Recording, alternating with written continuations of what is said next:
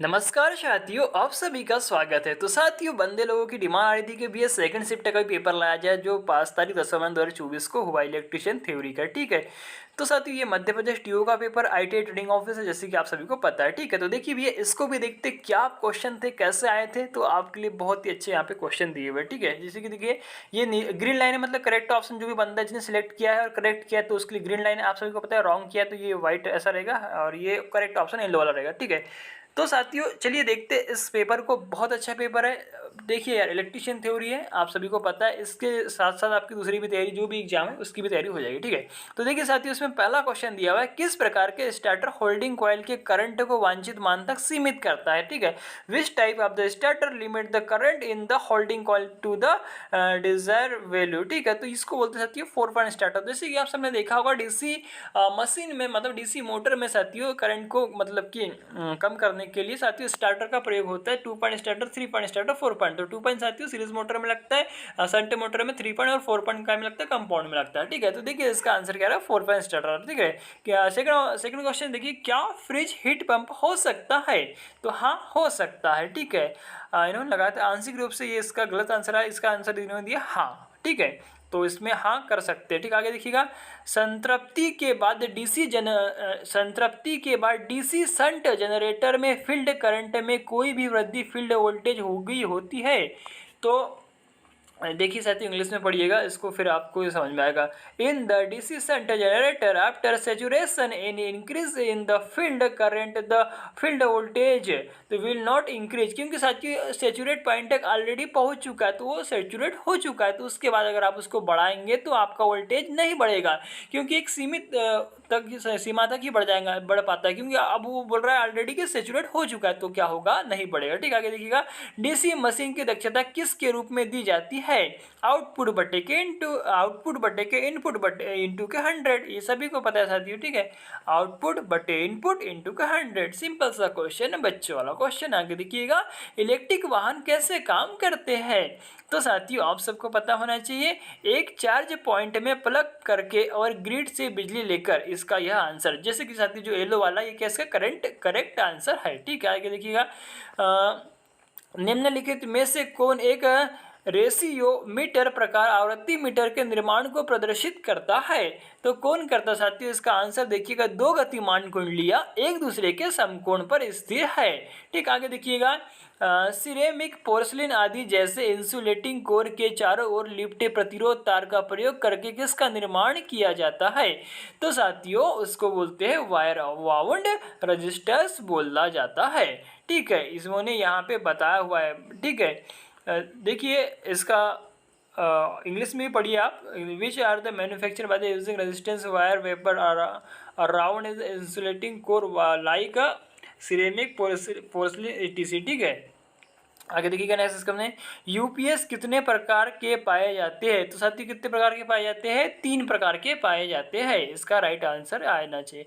UPS full form भी पता होना चाहिए, अनट्रैप्टेड पावर सप्लाई यूपीएस होता है। ठीक, आगे देखिएगा, नेक्स्ट इसमें दिया हुआ है, दिए गए आरेख के अनुसार शीट धातु के एक टुकड़े को घुमाकर बेलनाकार भागों को बनाने के लिए उपयोग की जाने वाली धातु बनाने की प्रक्रिया के प्रकार को स्पष्ट करें, जबकि बल को एक तरफ लागू किया जाता है। तो साथियों क्वेश्चन कुछ अलग ही टाइप का है ये, है ना। तो इसको स्पिनिंग बोला जा रहा है। ठीक है। आगे देखिएगा साथियों, नेक्स्ट इसके बाद 10वां नंबर का क्वेश्चन है, एक विधि जिसमें एक क्षेत्र को छोटे बराबर भागों में विभाजित किया जाना चाहिए और जो चौकोर आकार में हो सकता है कहते हैं। तो देखिए साथियों, इंग्लिश में भी पढ़िएगा, समझिएगा तो आप समझ पाएंगे इसको।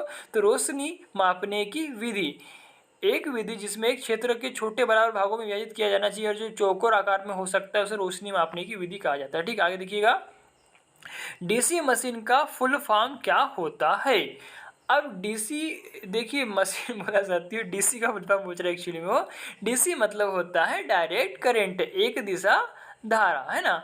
डीसी मशीन बोल दिया उसने, बाकी डीसी का फुल फॉर्म होता है ना, डीसी मतलब डायरेक्ट करंट, दिष्ट धारा। ठीक, आगे देखिएगा, नेक्स्ट इसमें इसके बाद दिया है, पोटेंशियोमीटर को अधिक यथार्थ बनाने के लिए उसके सरकने वाले तार का व्यास कितना होना चाहिए। तो आंसर आ रहा है, जब तक संभव हो, as long as possible.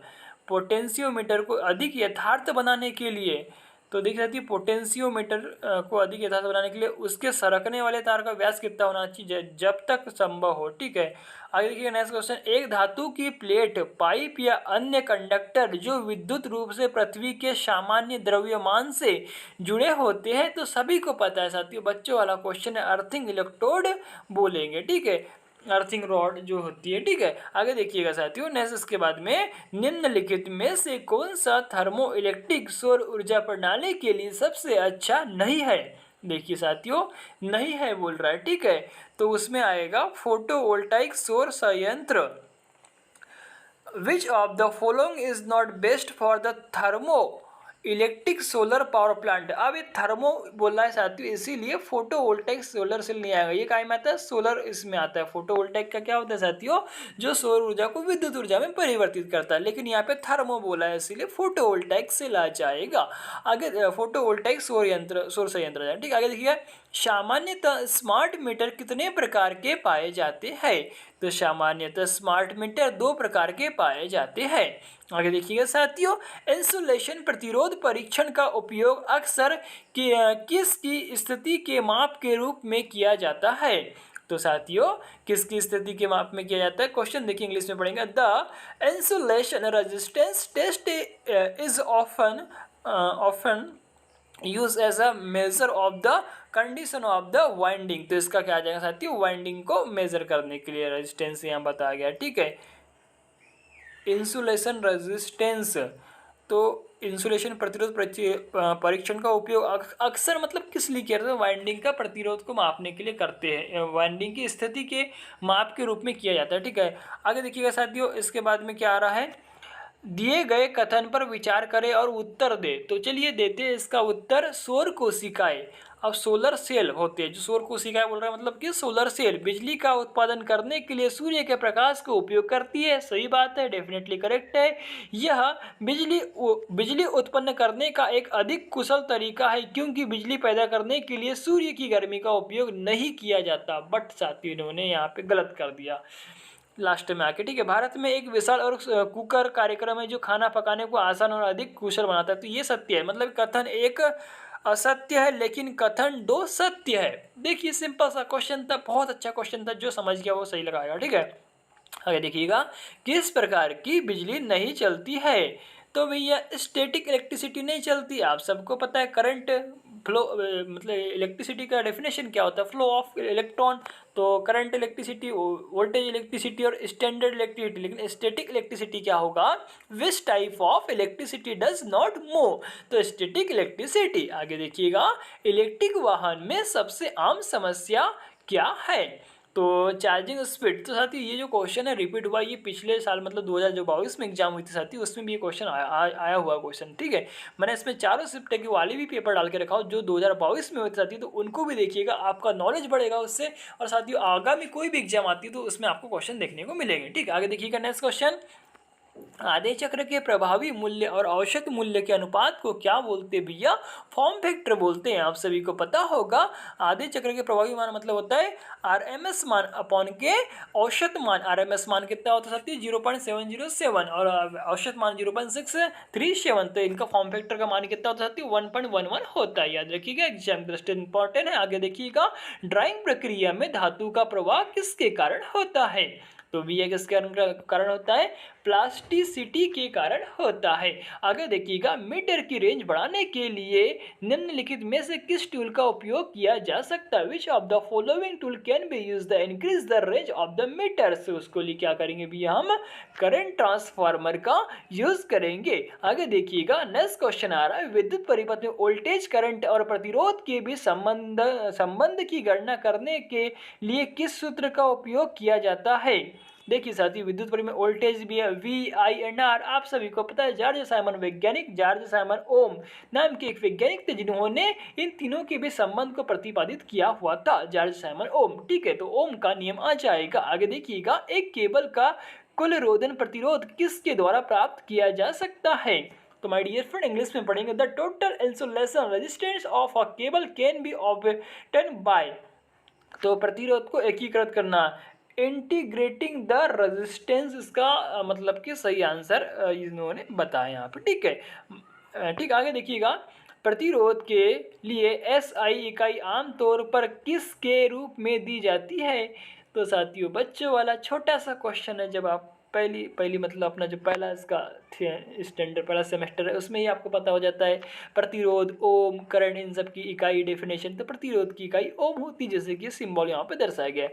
What is power factor? Power factor इस क्या होता है? तो साथियों वास्तविक शक्ति बटे के क्या होता है साथियों? स्पष्ट शक्ति, ठीक है, ट्रू पावर, ठीक है, वास्तविक रियल पावर जिसको बोलते हैं हम, ठीक है, अपॉन के एपरेंट पावर हो जाएगी ना स्पष्ट शक्ति, cos phi R by Z. Cos phi होता है आप सभी को पता है, कोसाइन को ज्या कोण पावर फैक्टर बोलते हैं, ठीक है। पावर फैक्टर क्या हो जाएगा? वास्तविक शक्ति बटेगी आभासी शक्ति, ठीक है। आगे देखिएगा नेक्स्ट क्वेश्चन इसके बाद में आ जाएगा, निम्नलिखित में से कौन सा कथन स्मार्ट मीटर का लाभ है?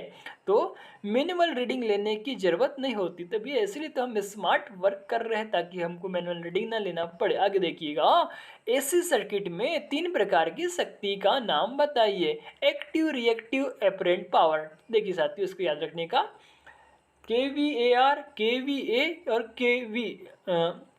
VA होता है। ये देखिए एक्टिव हो गया, रिएक्टिव हो गया, ठीक है। साथियों इसको बोलेंगे, एक होता है वाट हो जाएगा, मतलब देखिए एक्टिव मतलब हो जाएगा P मतलब वाट, रिएक्टिव मतलब KVAR और एपरेंट मतलब हो जाएगा साथियों KV, ठीक है, किलो वोल्ट, ठीक है। और एक्टिव मतलब पावर P, ठीक है। आगे देखिएगा साथियों, नेक्स्ट इसके बाद इसका ट्रेंगल बनता है पावर ट्रेंगल। VA होता है किलोवाट होता है, और एक होता है KVAR, ठीक है, याद रखिएगा, इंपॉर्टेंट है ट्रेंगल, मतलब जब आप कॉस फाई का बनाएंगे तो, ठीक है। आगे देखिएगा नेक्स्ट क्वेश्चन इसके बाद में दिया, why does tripping occur in stabilizer? Stabilizer में ट्रिपिंग क्यों होती है? तो साथियों खराब इंसुलेशन के कारण होती है, पुअर इंसुलेशन। आगे देखिएगा, अल्टरनेटर में आरपीएम का अर्थ क्या होता है? तो चक्र प्रति मिनट होता है, रोटेशन पर मिनट, तो सही बात है। आगे देखिएगा, हर सौर बैटरी का रखरखाव कैसे कर सकते हैं? हम सौर बैटरी मतलब हम लोग how can be maintain solar batteries? तो इसे आसुत जल से साफ करके, bye cleaning it with the distilled water. आगे देखिएगा, एक चुंबक के 2 ध्रुव को मिलाने वाली काल्पनिक रेखा को संदर्भित करता है। तो कौन संदर्भित करता है साथियों? इसको मैग्नेटिक एक्सिस करता है। सिंपल सा क्वेश्चन है, मैग्नेट का पहला जो चैप्टर है उसमें शुरू में ही लिखा हुआ है, ठीक है। तो चुंबकीय अक्ष आ जाएगा। आगे देखिएगा साथियों, नेक्स्ट क्वेश्चन आ रहा है, सोलर पैनल को असेंबल करने में लगने वाला समय। तो साथियों इन्होंने 1 से 3 दिन का समय दिया हुआ सोलर पैनल को असेंबल करने का समय। ये देखिए, ये सोलर से क्वेश्चन आया था, ठीक है। अब देखिएगा, प्रति इकाई क्षेत्रफल में प्रकाश की तीव्रता होती है। तो the intensity of light per unit area is illumination. तो साथियों ये जो क्वेश्चन है ना 2022 में, इसी टाइप का क्वेश्चन सेम इसी टाइप का आपको देखने को मिलेगा और उसका भी आंसर रोशनी ही आता है। देखिएगा इसके पहले का पेपर मैंने डाल कर रखा हूँ, ठीक है। आगे देखिएगा, किस प्रकार की बैटरी को सबसे अधिक रखरखाव की आवश्यकता होती है? तो भैया इसको होती है वेट सेल बैटरी, मतलब आंध्र सेल बैटरी को, ठीक है। आगे देखिएगा, नेक्स्ट इसके बाद में, zero lagging load power factor के मामले में zero lagging load power factor के मामले में आर्मेचर प्रतिक्रिया क्या होती है? तो साथियों इसको बोलते हैं डीमैग्नेटाइज करना, ठीक है साथियों। आगे देखिएगा, नेक्स्ट क्वेश्चन इसके बाद देखेंगे, इमरजेंसी लाइट की वोल्टेज रेंज कितनी होती है? तो साथियों जो इमरजेंसी लाइट्स होती वो होती 6 वोल्ट डीसी, मतलब कि डायरेक्ट करंट, ठीक है। आगे देखिएगा, हम एसी मोटर की दक्षता कैसे बढ़ा सकते हैं? तो साथियों कैसे बढ़ा सकते हैं? ठंडे तापमान को बनाए रखना। आगे देखिएगा, रोटर का कार्य क्या उत्पन्न करता है? AC current. रोटर क्या करता है भैया? एसी करंट को उत्पन्न करता है। आगे देखिएगा, निम्नलिखित में से कौन सा एक अलग उत्तेजित जनरेटर में वोल्टेज के निर्माण के लिए एक अमान्य कारण है? तो साथियों इसका आ जाएगा गति निर्धारित गति के बराबर। तो साथियों देखिए, थोड़ा इसमें मैं जल्दी करा रहा हूँ क्योंकि ज़्यादा डिस्क्राइब करेंगे बहुत टाइम हो जाएगा, है ना। तो साथियों आप बैठ के इसको पूरा एकदम दिमाग से इसका एनालिसिस करिएगा, क्या क्वेश्चन का आंसर आ सकता था, जो भी है, मतलब जैसा भी, ठीक है। आगे देखिएगा, नेक्स्ट इसके बाद में क्वेश्चन आ रहा है, कौन सी इलेक्ट्रिक कार सबसे तेज है? तो साथियों इसका आंसर आ रहेगा द रीमेक नेवेरा। ठीक है, आगे देखिएगा साथियों, नेक्स्ट इसमें आ जाएगा एक मोड एक डाइवर्शन के मोड में किस का मोड देता है और एक सामान्य मोड एक बड़ा स्वीप होता है, तो 90 डिग्री सेल्सियस होता है। कहीं 12 क्वेश्चन आगे देखिएगा। फील्ड फ्लेसिंग बहुत अच्छा क्वेश्चन है साथियों। फील्ड फ्लेसिंग अवशिष्ट चुंबकत्व करते उत्पन्न करने की विधि क्या? अवशिष्ट चुंबकत्व होता है फील्ड फ्लेसिंग। फील्ड फ्लेसिंग साथियों एक्चुअली में क्या होता है कि किसी जो अपना पोल रहते हैं ना, उसके ऊपर में साथियों हम क्या करते हैं, वाइंडिंग करते हैं, ठीक है, पोलो के ऊपर में, तो उसको हम बैटरी से कुछ देर तक क्या करते हैं, सप्लाई देते हैं, ठीक है, और वहाँ पे 9 वोल्ट की बैटरी 12 वोल्ट की बैटरी, तो उसमें क्या होता है, अवशिष्ट चुंबकत्व आ जाता है, तो उसी को बोलते हैं फील्ड फ्लेसिंग। ठीक है, आगे देखिएगा। किसी पावर सब सर्किट पर लोड किस सीमा तक सीमित होता है, तो 3000 वाट होता है। और दूसरा बोलेगा तो एक आता है साथियों 8। देखिए साथियों, इसको मैं आपको अच्छा बताता हूँ, क्वेश्चन आता है 10, जैसे घरेलू लाइट फैन के लिए बोलेगा तो मतलब वो जो होता है सामान्य सर्किट जो होते हैं 10 पॉइंट रहेंगे और साथियों 800 वाट का पावर रहेगा। और इसमें पावर के लिए बोलेगा तो उसमें 2 सर्किट रहेंगे, 3000 वाट का रहेगा। ठीक है, आगे देखिएगा साथियों। इलेक्ट्रोप्लेटिंग जनरेटर, बैटरी चार्जर और अन्य हाई करंट उपकरण के लिए किस प्रकार के ब्रश का उपयोग किया जाता है, तो इसका जाएगा मेटल ग्रेफाइट का उपयोग किया जाता है। आगे देखिएगा। किसे कास्ट आयरन से बने रनिंग कपलर के रूप में जाना जाता है, तो भैया इसको बोलते हैं पेचदार कपलर को बोलते हैं। आगे देखिएगा साथियों। एक एसी मोटर लगभग किस की अधिकतम दक्षता प्रदान करती है, तो देखिए साथियों एसी मोटर की मतलब अधिकतम दक्षता 96% होती है, ये जो पेपर के अनुसार बोलना चाह रहा है। ठीक है, आगे देखिएगा साथियों। भैया लोगों ने इस पर आपत्ति भी जताई है, अतः पुनः आपत्ति न करे, ऐसा बोलना चाह रहा है। आगे देखिएगा। इलेक्ट्रिक वाहन किस के हो सकते हैं, एसी या डीसी के हो सकते हैं, ऐसा। अब देखिए साथियों, एसी या डीसी इसलिए बोल रहा है, वो कंडीशन की आप सप्लाई इन्वर्टर से ले लेंगे तो इन्वर्टर हमें साथियों एसी देता है, डीसी को एसी करता है, और बैटरी क्या देती है, डीसी देती है, तो इसलिए यहाँ पे डीसी एसी या डीसी आंसर दिया हुआ है। ठीक है, आगे देखिएगा। सोलर पैनल की सबसे बड़ी समस्या क्या है, तो ऊर्जा तभी उत्पन्न होती है जब सूर्य चमक रहा होता है। आगे देखिएगा। प्रत्यावर्ती धारा या वोल्टेज के प्रभावी मान का दूसरा नाम क्या है, तो ये देखिए साथियों आरएमएस रूटमैन वैल्यू होती है, आरएमएस रूटमैन स्क्वायर वैल्यू होती है। ठीक है, पता है आप सभी को, बहुत ही अच्छा सा क्वेश्चन है। क्या डीसी मोटर में सेल्फ स्टार्टिंग क्षमता होती है, तो डीसी मोटर हमेशा सेल्फ स्टार्टिंग होती है। आगे देखिएगा। चरणों के बीच स्विच करने की प्रक्रिया को क्या कहा जाता है, the process of switching between the phase in called as, तो इसको बोलते हैं कम्यूटेशन बोला जाता है। तो साथियों कम्यूटेशन क्या होता है, इसके बारे में भी बहुत अच्छे से डीसी जनरेटर मोटर में समझाया गया है। ठीक है, आगे देखिएगा। डीसी जनरेटर में स्वीकार्य गति किस पर निर्भर नहीं करती, तो साथियों किस पर निर्भर नहीं करती, वोल्टेज डेंसिटी, वोल्टेज के घनत्व पर निर्भर नहीं करती। निम्न में से कौन सा एनालॉग मल्टीमीटर के लिए कैलिब्रेट करने की विधि है, तो मल्टीमीटर को उसके ओम मीटर फंक्शन पर सेट करना। आगे देखिएगा साथियों। 3 चरण 3 तार प्रणाली में शक्ति को मापने के लिए किस विधि का उपयोग किया जाता है, बहुत अच्छा क्वेश्चन है साथियों। 2 वाट मीटर विधि आ जाएगा। देखिए साथियों 1 वाट मीटर विधि, 2 वाट मीटर विधि, 3 वाट मीटर विधि होती है, एक होती है संतुलन, असंतुलन में एक होती है।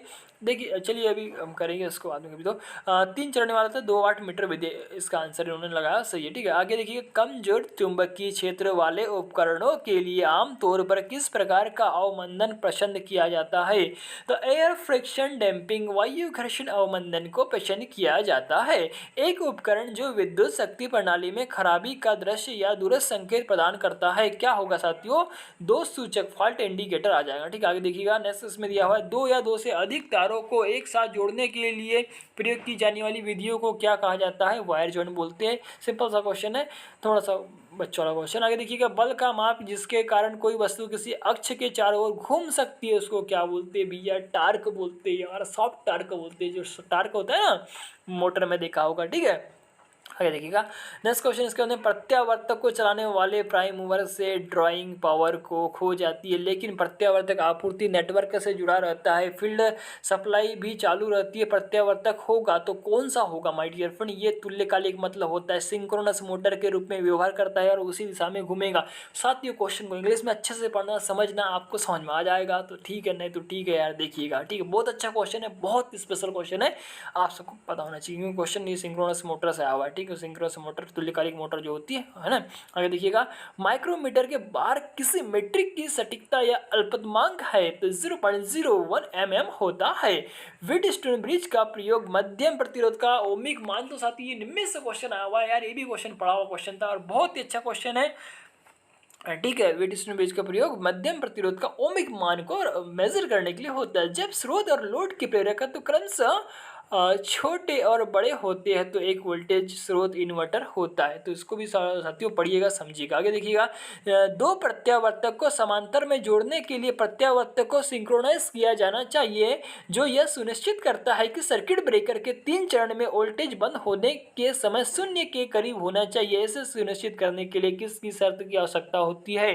तो साथियों इसमें वोल्टेज, फ्रीक्वेंसी सब समान होता है जब सिंक्रोनाइजेशन की कंडीशन आती है, ठीक है। तो उत्पन्न वोल्टेज ग्रिड वोल्टेज के बराबर होना चाहिए, लगभग होना चाहिए। आगे देखिएगा, नेक्स्ट क्वेश्चन देखिए, एक एक्सोनोमेट्रिक ड्राइंग में प्रक्षेपण किरणें एक दूसरे के क्या होती है? तो देखिए साथियों, क्वेश्चन कुछ आउट ऑफ लग रहा है ये, लेकिन समांतर और समलंब इन्होंने इसका आंसर किया, ठीक है। आगे देखिएगा, किसका उद्देश्य हानिकारक या अत्यधिक वोल्टेज की संभावना को समाप्त करके कर्मियों, उपकरणों और सर्किटों को सुरक्षा प्रदान करना है?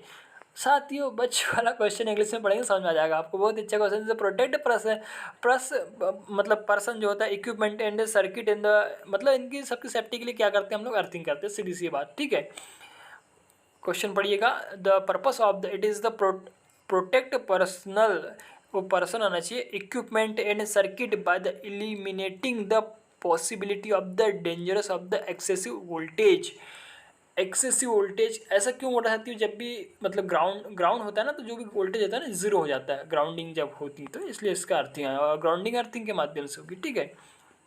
आगे देखिएगा, किस में स्पिनिंग डिस्क और मैकेनिकल काउंटर डिस्प्ले है? तो इलेक्ट्रोमैकेनिकल टाइप एनर्जी मीटर में यह आएगा, ठीक है। आगे देखिएगा साथियों, यदि प्रतिरोध 600 ओम हो, 0.3 एम्पीयर की धारा वहन करने पर 250 वाल्ट, क्या वोल्ट लिखा है, क्या 250 वोल्ट रेटेड ताप दीप्ति लैंप दी गई शक्ति की गणना करो। तो पीक से निकालना साथियों, निकल जाएगा सिंपल सा, P बराबर वी आई होता है। तो V कितना है? 250, और I कितना साथियों? 3 है, ठीक है। आगे देखिएगा, 25 दिया, 75, 1 हाँ ठीक है। देखिए साथियों, P बराबर वी आई होता है, तो 250 गुणित 0.3 कर देना, तो 75 इसका आंसर आ जाएगा, मतलब 75 वाट इसका आंसर आ जाएगा। सिंपल सा क्वेश्चन है, आप सबको पता ही है यार, बहुत अच्छा क्वेश्चन है।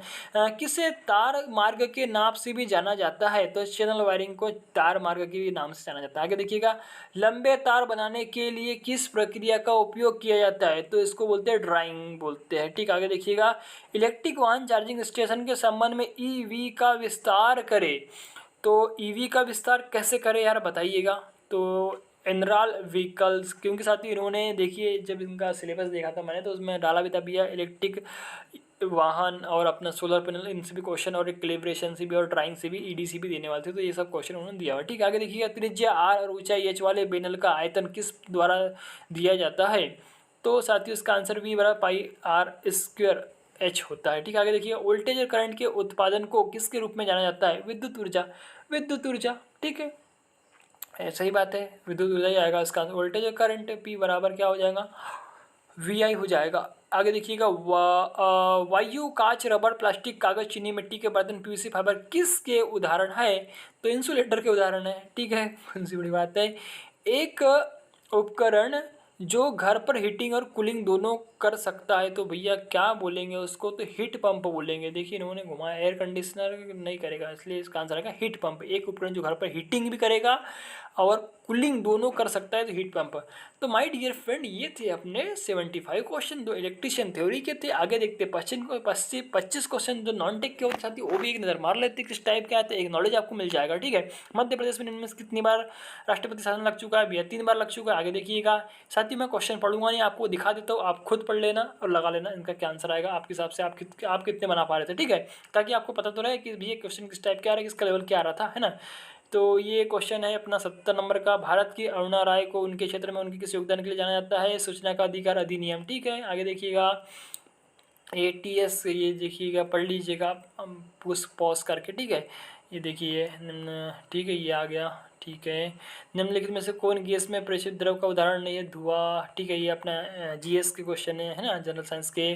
ये देखिए, ये ध्वनि निर्वात ये आ गया, ठीक है। ये मॉनिटर आ गया। अब कंप्यूटर का क्वेश्चन आ गया, ठीक है। ये देखिए भैया, आप पूरे क्वेश्चन पढ़िए, अच्छे से पढ़िए भैया, है ना। उसके बाद में देखिए ये क्वेश्चन आ गया, दस्तावेज और की प्रिंटेड कॉपी उत्पन्न करने के लिए कौन सा डिवाइस उपयोग किया जाता है? प्रिंटर करेंगे मेरे भैया, क्या करेंगे? प्रिंटर करेंगे, ठीक है। आगे देखिएगा नेक्स्ट क्वेश्चन। इसके बाद देखिए साथियों, ये अपनी थे क्या बोलना चाहिए, अपना रीजनिंग आ गया। रीजनिंग में बहुत अच्छी रीजनिंग आई थी यार, बहुत सरल सी रीजनिंग थी, कोई बड़े दिमाग नहीं लगाने का था। देखिए इस बंदे का रीजनिंग पूरा का पूरा सही हुआ है साथियों, तो आप बिल्कुल इसे बना के देखिएगा। मैं इसको आपके लिए जल्दी जल्दी कर दे रहा हूँ, मतलब आप पॉज कर लेना इसको, ठीक है। आगे देखिएगा, ये रीजनिंग आप पूरी बना के देखना भाई, बहुत अच्छी रीजनिंग है, ठीक है। आगे देखिएगा, ये आ गया मैथ्स के 4 क्वेश्चन।